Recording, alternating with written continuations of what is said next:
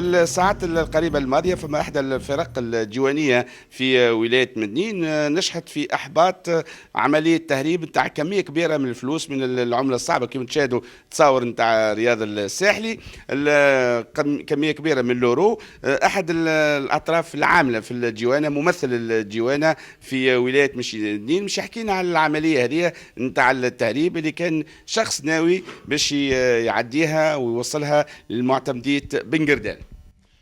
هذا الصباح معنا اليوم الصباح دورية تابعة للحرس الديواني بن قردان. تم إيقاف سيارة تونسية.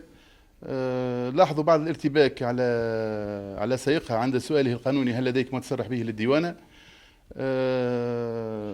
شكوا فيها، وقع تفتيش دقيق.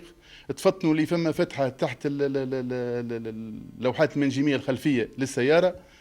أعلموا رؤسائهم في الوحدة الخامسة من مدنين. تمت الإشارة لهم بجلب السيارة إلى مقر الوحدة قصد مزيد التفتيش، وفعلا كان شك في محله. بمجرد معناها نزع اللوحات المنجمية تم العثور على مبلغ هام من العملة الأجنبية هو الأورو، يقدر بمليار و400 ألف أورو، تقريبا ما يعادل 3 مليارات تونسية.